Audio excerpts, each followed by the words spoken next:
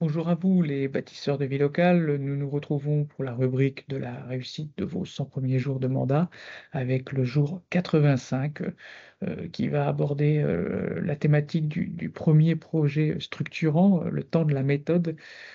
Au bout de presque 3 mois de mandat vient souvent l'envie ou la pression de lancer un premier grand projet. Ça peut être la rénovation d'une école, l'aménagement d'un centre-bourg, la création d'un équipement ou le lancement d'un budget participatif.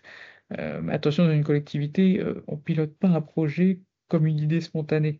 Il y a de la méthode, de la concertation, de la faisabilité sont les clés pour éviter les effets d'annonce creux ou même coûteux. Alors, ce que dit la pratique, voire le droit, tout projet structurant, engage la commune dans la durée, donc sur le plan financier, budget, subventions, emprunts, juridique, il y a des marchés publics, techniques, on fait des études, on fait des plans, il y a des délais, puis ça engage aussi la collectivité politiquement. Alors, il est essentiel de s'appuyer sur des fiches projets qui sont claires, qui incluent les objectifs, et les impacts attendus de ce projet, faire un planning indicatif, un budget estimatif avec les charges de fonctionnement qui sont à identifier, les financements envisagés, puis également identifier les acteurs concernés, les services, les élus, les partenaires, les habitants. Faire un pilotage du projet qui peut relever d'un comité, qu'on intègre ou non à une commission municipale.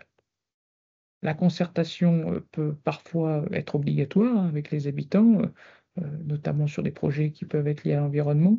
Et puis il existe aussi, des dispositifs simples qui peuvent être activés, tels que les réunions publiques, ou des ateliers citoyens, des plateformes en ligne ou des permanences, thématiques. Alors le conseil du jour, avant de lancer un projet, valider sa faisabilité par vos services ou par une assistance à maîtrise d'ouvrage, si nécessaire. Fixer un cadre clair, documenté, partagé. Un projet qui est bien cadré dès le départ, il a toutes les chances d'être réaliste et d'aboutir. Alors, saviez-vous que vos projets, ils peuvent être subventionnés jusqu'à 80% de leur coût hors taxe? Les partenaires institutionnels que sont l'État, la région, le département, ils peuvent vous aider dans la réalisation de vos projets, en y apportant leur contribution financière, par l'intermédiaire de subventions. Et les demandes de subventions, peuvent parfois paraître complexes, mais il est possible de vous faire accompagner, notamment par SFP Collectivité, pour vous aider dans le montage des dossiers.